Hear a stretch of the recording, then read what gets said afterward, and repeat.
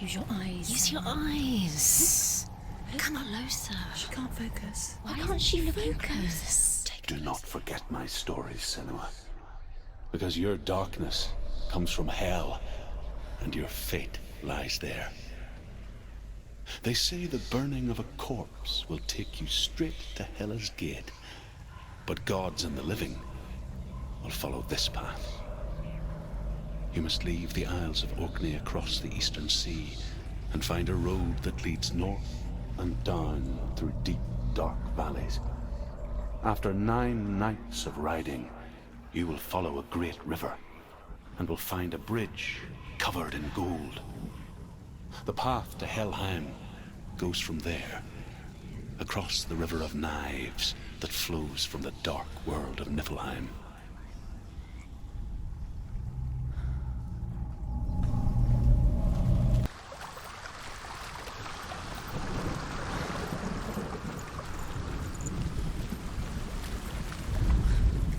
The Northmen speak of 9 worlds. The world of men they call Midgard. Sky gods dwell in Asgard. The gods of earth, harvest, wind, and sea dwell in Vanaheim. The good elves dwell in Alfheim. The evil ones dwell in Svartalfheim. The mountain giants dwell in Jotunheim. The fire giants dwell in Muspelheim. Niflheim is the world of ice and darkness. Only the dead dwell in Helheim, and that is where you must travel. I guess it's the same with heights. You can stand on the edge, pretend it's going to be okay. But you know that death is near, waiting for you to make that little slip. You can't just wish things away.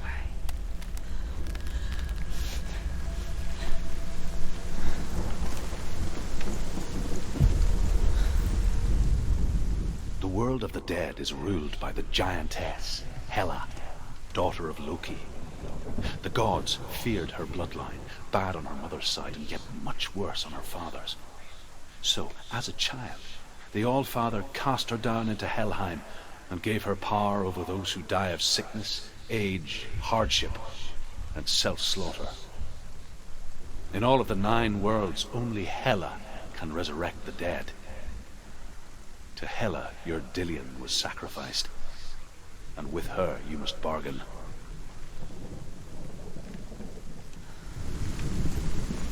How will she get through? Why won't it open?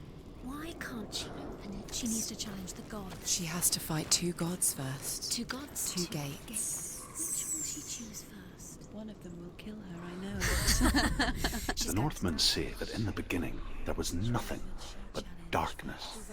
Bitter cold to the north, fiery hot to the south.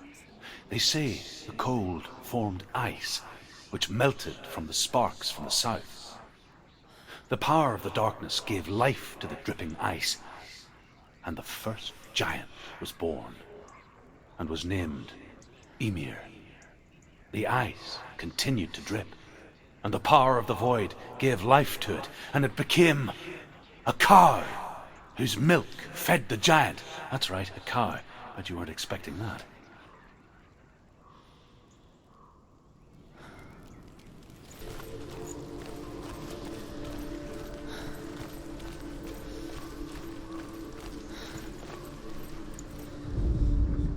Ymir was a frost giant, a being of darkness, and all his sons and grandsons were dark after him. Of his daughters and granddaughters, some were monstrous, but others fair. But there was another who came from the ice. Buri. In shape, he was like a man, big and powerful. His son, Bor, took a fair giant to be his wife, and they had 3 sons. Odin was the eldest, and the Northmen hold him to be the foremost of the gods, the All-Father.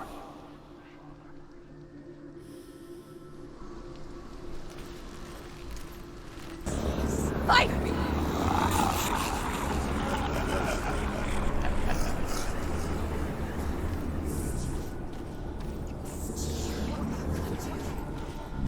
Is she lost? this time. Last winter, before the tragedy, she journeyed into the wilds of her native land, living off berries, roots, and rabbits. It's not uncommon, you see. We call such a person a Gelt. Some like to become Gelt in search of penance. Others, like Senua, to purge a curse. Those who make it back are forever changed.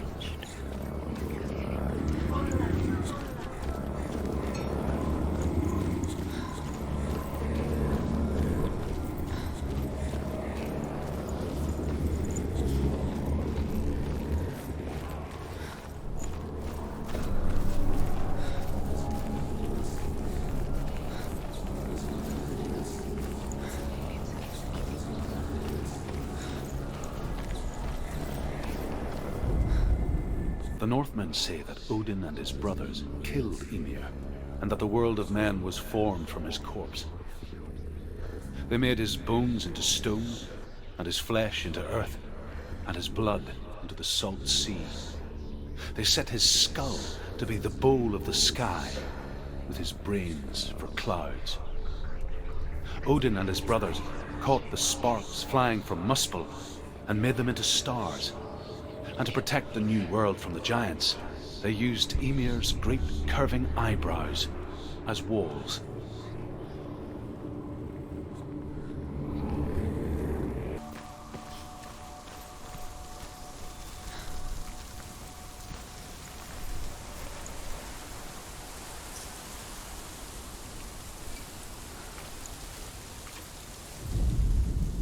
The Northmen say you must sacrifice in order to receive.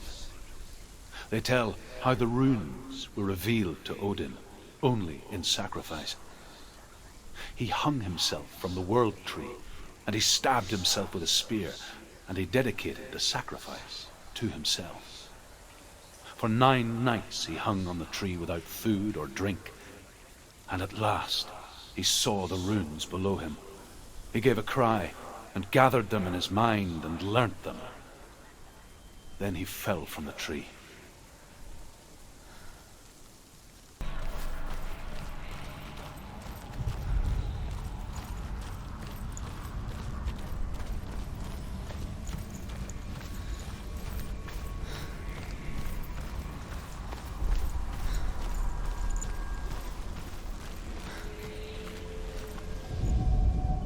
The Northmen say that Odin is always in search of knowledge and wisdom and magic.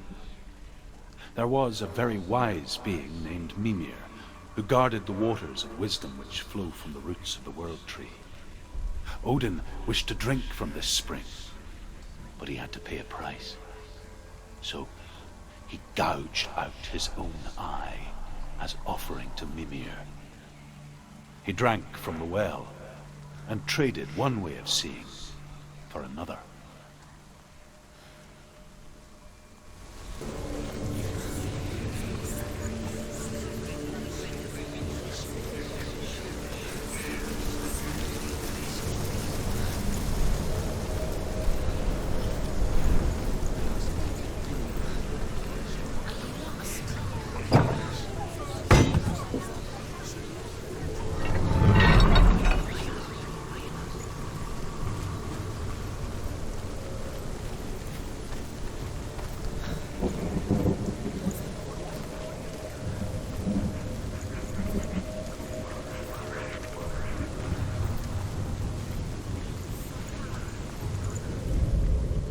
The Northmen say that Odin has 2 ravens.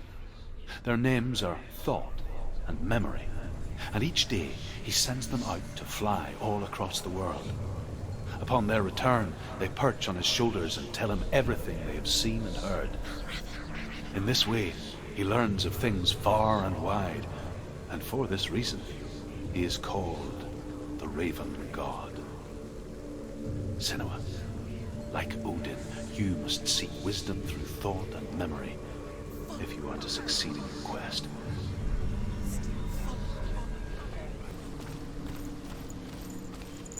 She found the wretched old fool on her way back from the wilds. An outcast, badly burnt all over.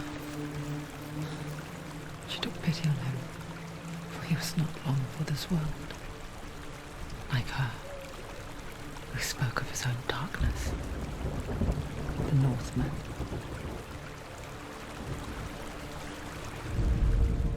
The Northmen tell this story. Before the earth was created, there was a world called Muspel. Because it was in the south, it was bright and hot, flaming, burning. Sparks that flew out from Muspel became the stars.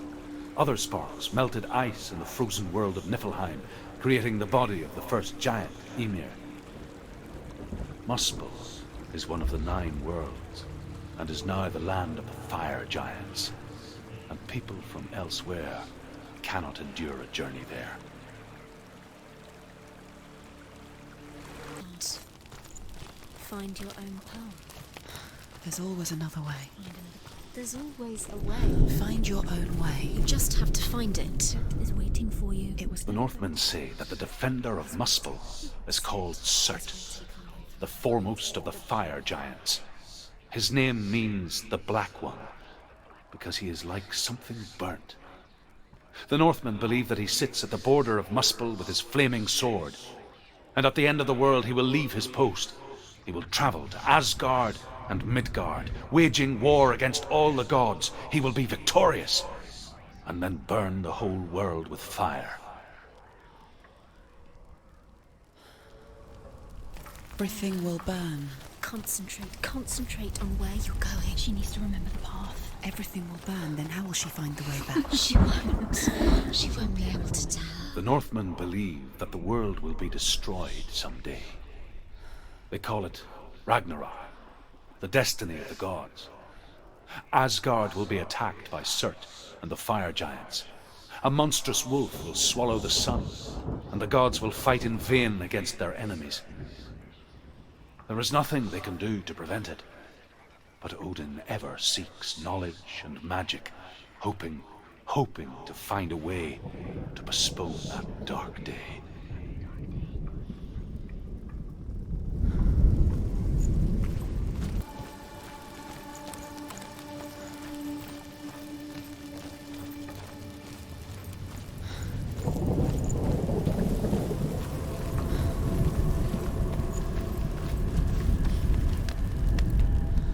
The Northmen say that at Ragnarok, the sons of Muspel will travel to battle in the ship called Naglfar, the corpse ship. And when the sons of Muspel leave the ship and ride to battle, it will be as though the sky had split open, and Surt will lead them. Wherever he goes, flame will erupt before him, and fires will burn behind him.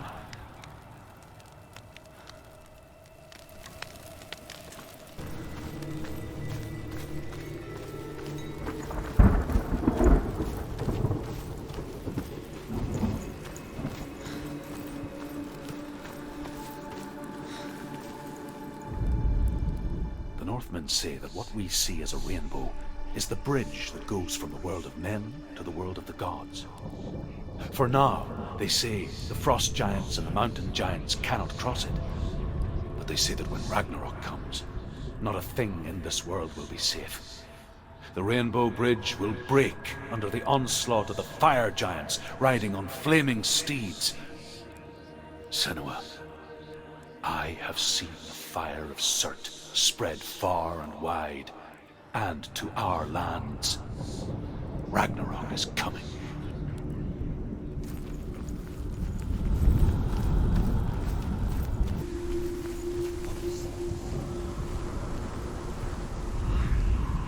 However you come to the gold-covered bridge that leads to Hell, you may find it guarded by a giantess. She will ask your name. She will ask your lineage. She will ask your business.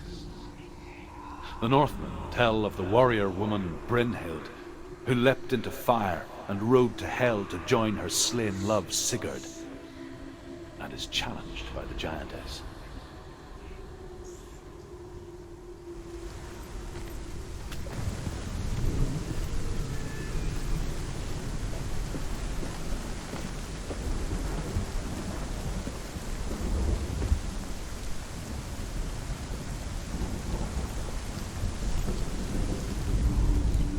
Hela possesses large dwelling places in Helheim. Tall are her walls, high are her gates. The name of her dish is hunger. Her knife is famine. On her threshold all will stumble. Her bed is called sick bed, and her bed hangings are called flames of a funeral pyre. They say she is easy to recognize, half black and half the color of flesh, and her face menacing and grim.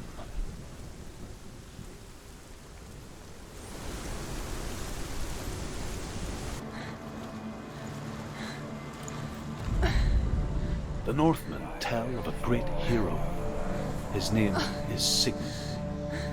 His father's hall was built around a great tree, and one day Odin comes and thrusts a sword into the tree, a gift to whomever can release it.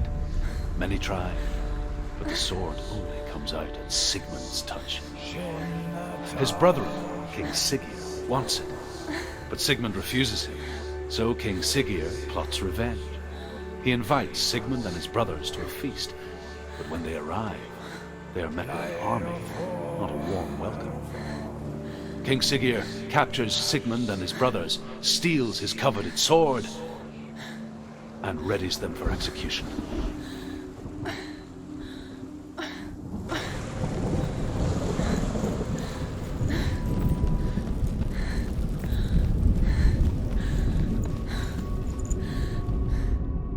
Death for Sigmund and his brothers seems certain. But the king's wife is Sigmund's sister, and she begs for mercy and implores the king to chain them up instead. He agrees. Not for mercy, though, but because he plans an even more cruel and lingering death. Chained to a tree in the forest that night, a she-wolf comes and devours one of Sigmund's brothers.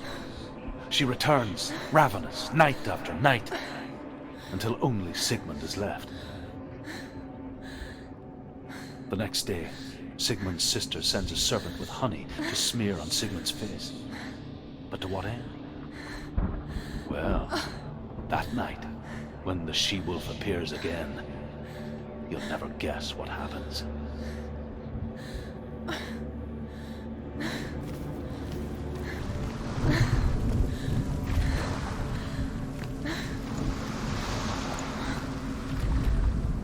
As the she-wolf licks the sweet honey from Sigmund's face, he bites the wolf's tongue. The she-wolf pulls away, but Sigmund holds on.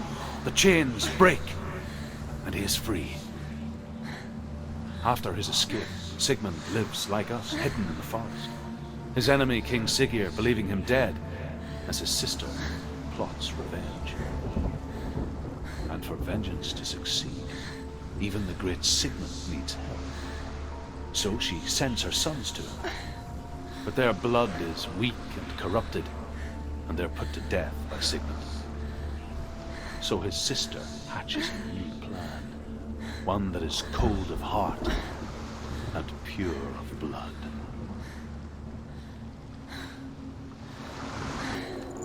Wishing those fleeting moments of light would stretch out to last forever.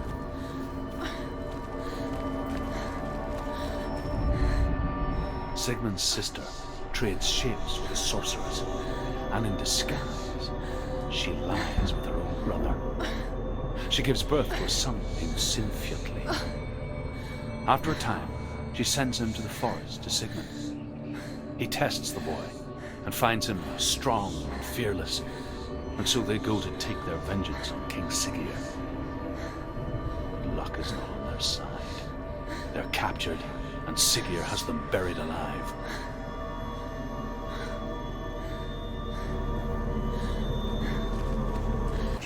Maybe it's a sign, the tree. What's he trying to tell you?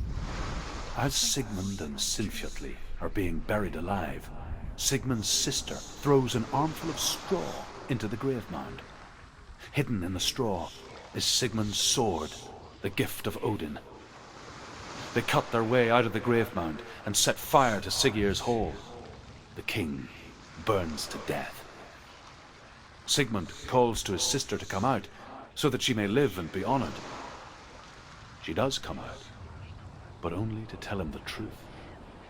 That she had slept with him, her brother, to beget a strong avenger. I am not fit to live, she says, and walks back into the fire. Strike vengeance from your heart, Senua, as there is always a heavy price to pay.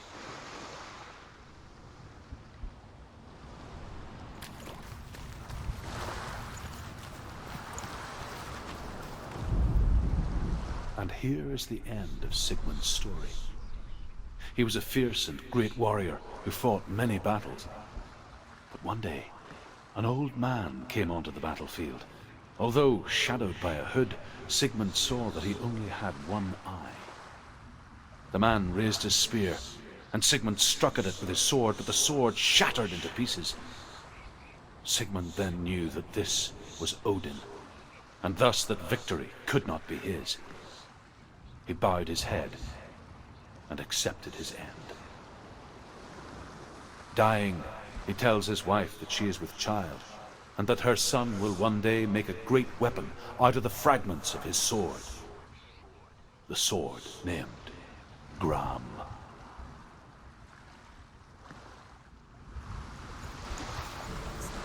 Burial mound. So strange that we go to such lengths to bury death. Something so very ordinary, inevitable.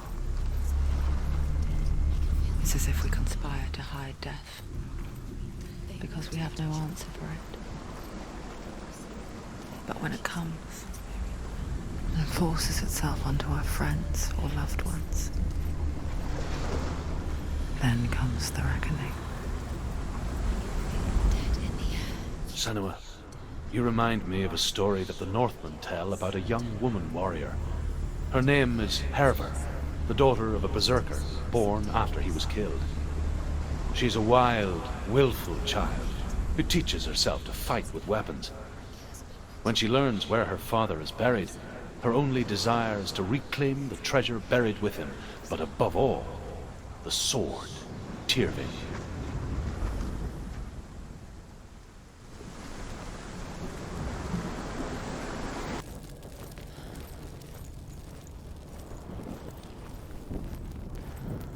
What's that? Did you hear that? Nothing. Was that voices? Is that his voice or the voice dead? Not Dillian. Hervor disguises herself as a man to join a band of warriors, and soon becomes their leader. When they come to the island where her father is buried, her men do not want to go ashore. They say that evil haunts the island, and that it is a worse place by day than other places are by night. Fearless, she lands alone. There are many grave mounds, and all of them have ghostly flames burning over them. She comes to the grave mound of her father after passing through these ghostly fires, as though they were mist. The flames I passed through were real enough. Damn the Northmen to hell.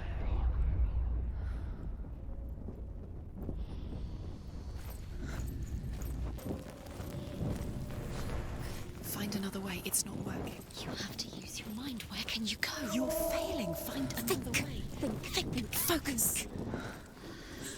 I can hear him. Think clearly. You have to. Within the burial mound, Hervor calls on her father to wake from death and bring her his sword.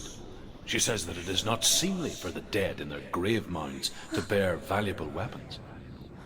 Her father answers with words of warning. You go to your doom. Baleful runes surround you. You have gone mad. You have lost your mind. Your thoughts are confused. It is dangerous to wake the dead. Like I said, she reminds me of you.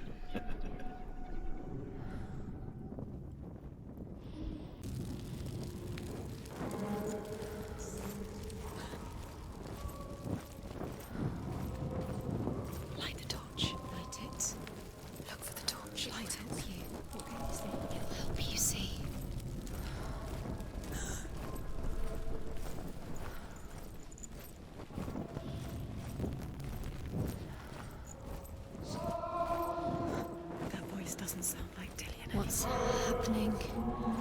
It's not him, it can't be. What's that sound? The voice is changing. What? Hervor ignores her father's warnings. The grave mound opens, and it seems to be full of fire. Again, Hervor demands her inheritance, but her father warns her that the sword is cursed and would be the bane of her family. But he relents and brings her the sword. She leaves the island with it, but the curse holds true, and death would follow in the years to come. And so, Senua, the misdeeds of a father have cursed his daughter.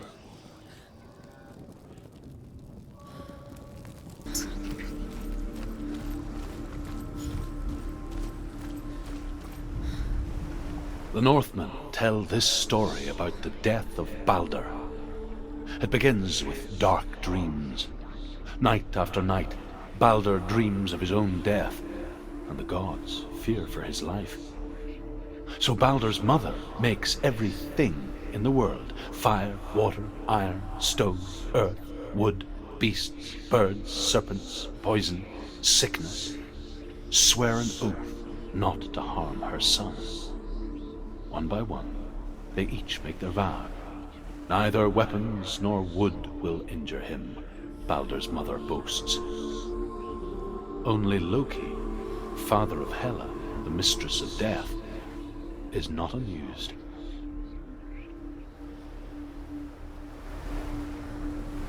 He's in the other one. He's in the dark world. The dark world. The world once seemed so simple. Black and white. Darkness and light. Narrow dividing lines of our own making. Dillian taught her to see further. To peek through the cracks and see the worlds of color stretching away from the gloom. And Senua explored new paths into the unknown. Is it really true that all things promise to keep? The gods feast and rejoice and amuse themselves by throwing spears and stones at Balder, striking at him with sword and axe. But he comes to no harm, whatever they do. The gods never cease to wonder at this great marvel. But Loki shapes himself into a woman and asks Balder's mother, "Is it really true that all things promise to keep him safe?" "I did not ask the mistletoe," Balder's mother confesses. "I thought it was too young." Oh dear.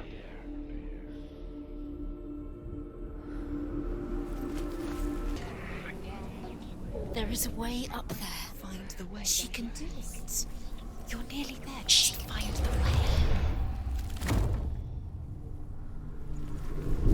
Curse. And now the darkness is swallowing you both.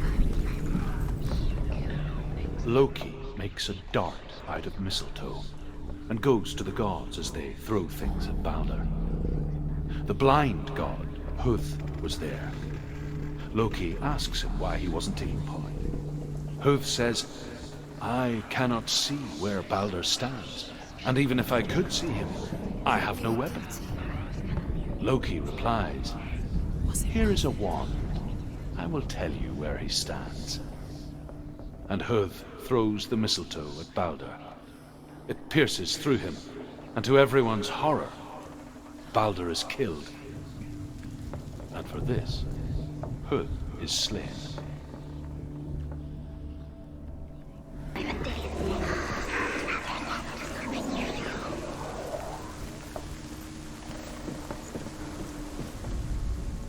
The Northmen tell how the gods mourned Balder. His body was to be burnt on his ship, but they could not manage to push it into the sea and sent for a giantess to do it. She comes riding a wolf and has vipers for her reins. She pushes Balder's ship into the sea with such force that the ground shakes and the rollers burst into flames. When Balder's wife sees his body carried onto the ship, her heart bursts with grief, and she dies. She's put next to her husband, and the pyre is lit, sending the dead to hell. But even so, the gods cannot accept his death.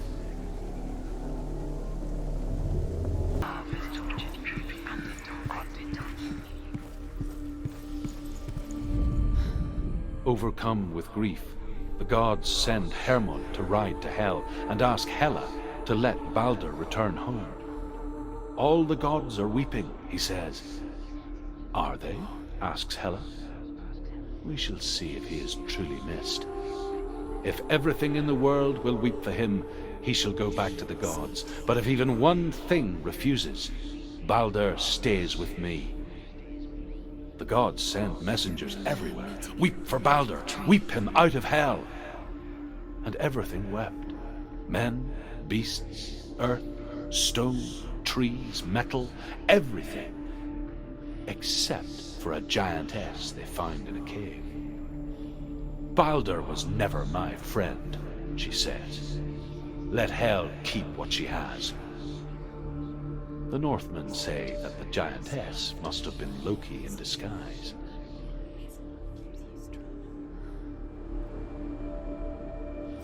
Why did you think you could make this work? You keep seeing runes. You see runes everywhere. Everywhere. What if they're not real? What if they don't? The Northmen tell how the gods punished Loki for Balder's death. They captured him and took him to a cave. They fetched his 2 sons and turned one into a wolf, and he ripped his brother apart. The gods used Loki's own son's entrails to tie him down and turned these bonds to iron and dangled a poisonous serpent over his face so that its venom would drip onto him. Each time the venom drips onto Loki's face, he writhes in agony. The Northmen say that is the cause of earthquakes. A reminder, perhaps, that if even gods must accept death, then so must we.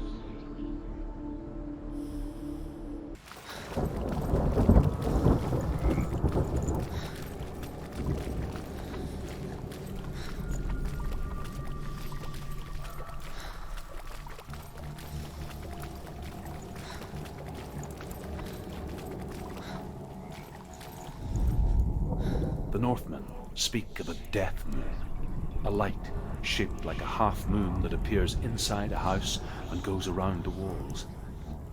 I once saw the death moon appear at a farm, and first the shepherd died, then a guest died, and then the farm hands, and then the farmer and 6 of his men drowned at sea. But that is not the end of it, because the dead return to haunt the living. If you see the death moon, then beware, because there will be death in that house. You have to get in. Senua! Come to me! Where are you? I'm here! I'm right here! Are you in there? Come out if you are. Where is he? Find him. You have to find him. The runes. There was a Northman called Grettir, big, red-haired, immensely strong, but he was afraid of the dark.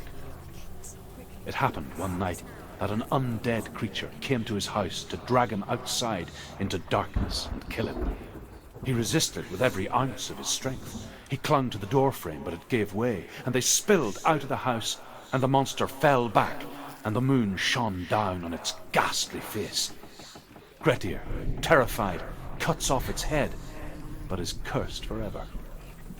From that moment on, wherever he was, he would see those hideous eyes staring back at him.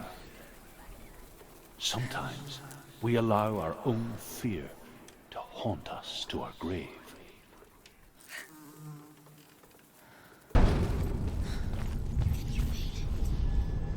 I will tell you of a great hero named Sigurd, son of Sigmund, no less.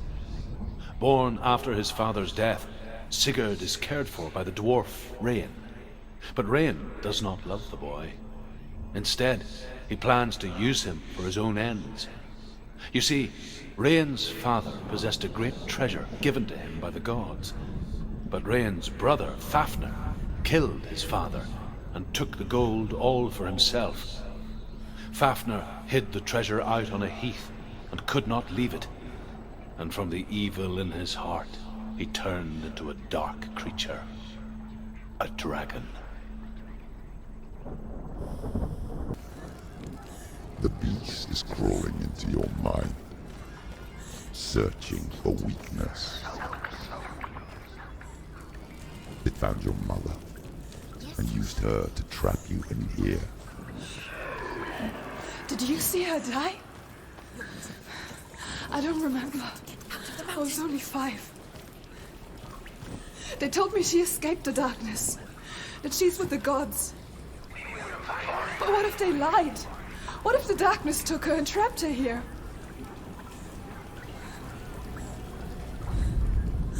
Rain the dwarf's sole desire is to possess this dragon's accursed treasure, and he uses Sigurd to reclaim it. He tells Sigurd the story of Fafnir's gold, and the good-hearted hero promises to slay the dragon if Rain would forge a strong sword for him. Sigurd remembers that his father once possessed a sword given to him by Odin. Odin broke the sword to bring about Sigmund's death, but Sigurd's mother still has the pieces. And so Rain reforges the famous sword. Sigurd uses the sword first to avenge his father, and then he and Rain go in search of Fafnir.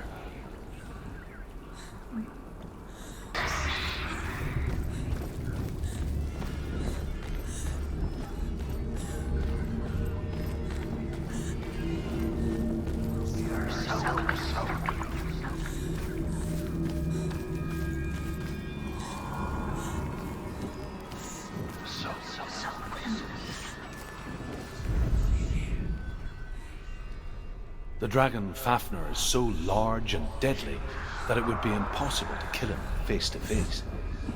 But each day, Fafnir crawls across the heath to find water. So Sigurd digs a pit in the dragon's path and lies in wait in it. When Fafnir slithers overhead, Sigurd sinks his sword into the dragon up to the hilt. Sigurd leaps from the pit, and Fafnir sees his killer. He warns Sigurd that the treasure will lead to his death, as it led to the death of all who owned it. Sigurd replies that death comes to all men, and every man would want to be wealthy until that day. And he takes the treasure.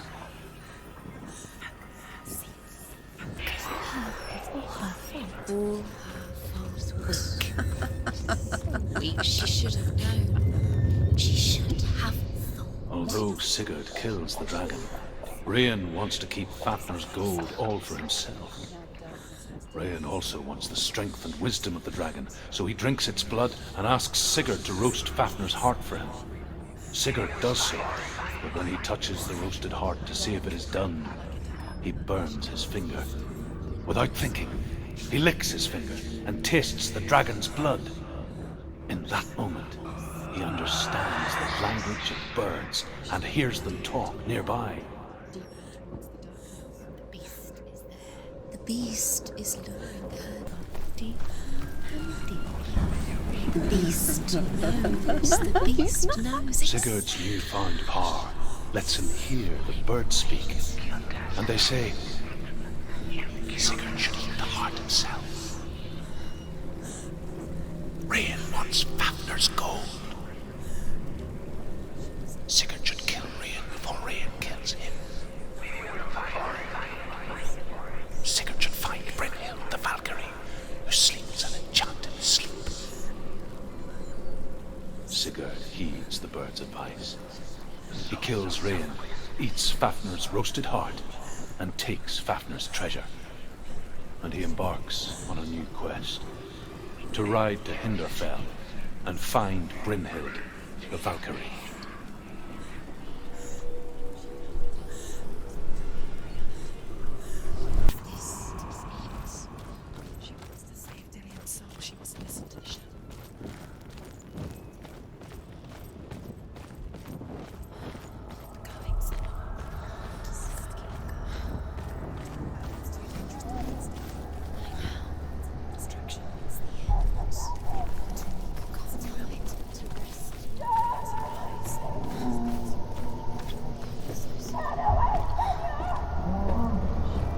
Mother, I won't let the darkness trick me again. I know you're safe with the gods. can feel Hela's gaze, searching for secrets inside of me. Secrets that even I can't see. I'm not here to fight my past. I'm here for Dillion. I will fulfill my vow, whatever the cost.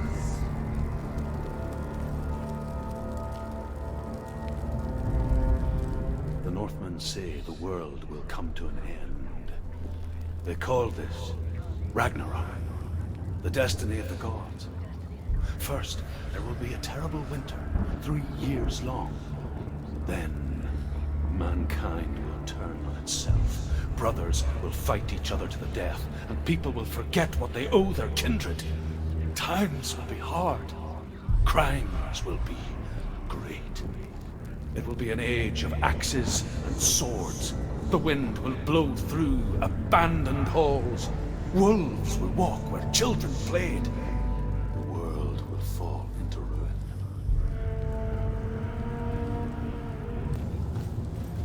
Mother, you showed me how to see further.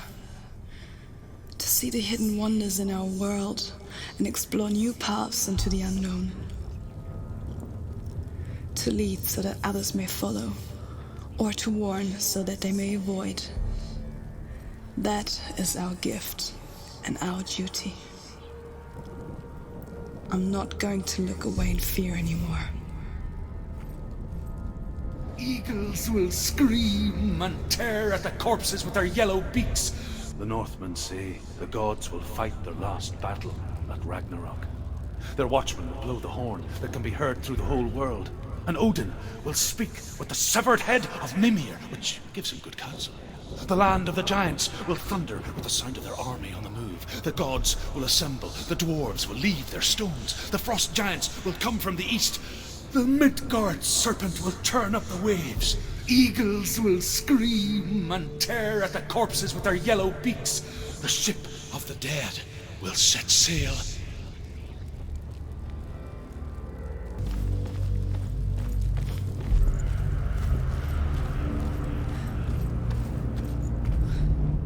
The Northmen say that at Ragnarok, the gods will face a ship full of their foes, which Loki has steered to Asgard. It carries the fire giants, the wolf that will eat the sun, and all kinds of dark creatures. Surt will join them with his sword of fire. The cliffs will crash, trolls will walk the land, men will tread the road to hell, and the heavens will split open.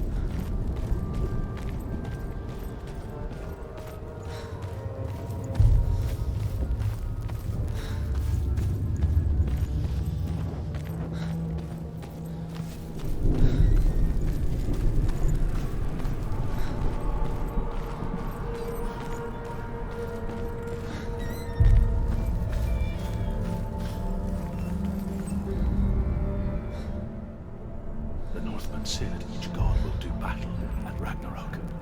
Odin will fight the monstrous wolf and be killed, but his son will avenge him and plunge his sword into the heart of the beast.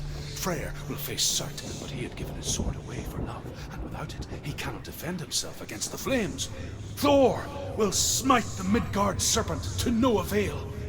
The sun will grow black, the earth will sink into the sea, the stars will disappear, fire and water will meet, steam will shoot up, flames will play against the sky, the heavens and earth and all the world will be burned, all the gods will be dead, and the warriors of Valhalla and the people everywhere.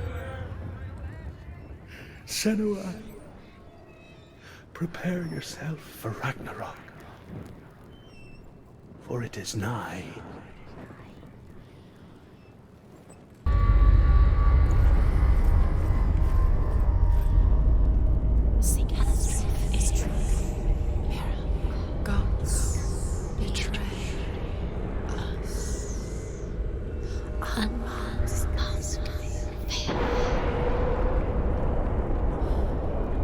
man I was before Druth.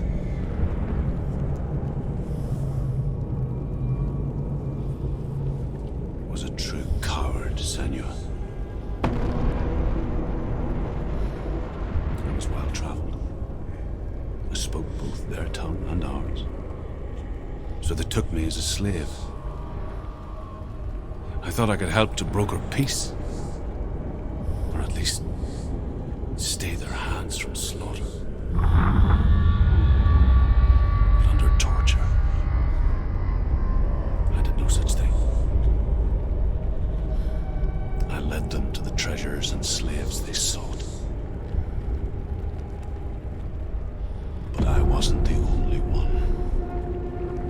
Another came to the Northmen willingly, offering a bargain, a man in black from your lands. And he was offered safe passage for his treason.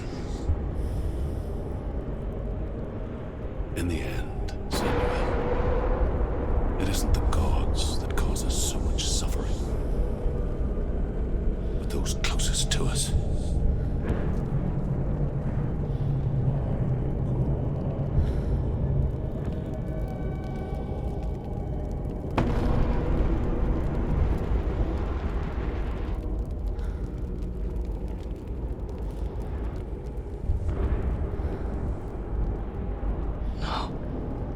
I'm here for Dillian.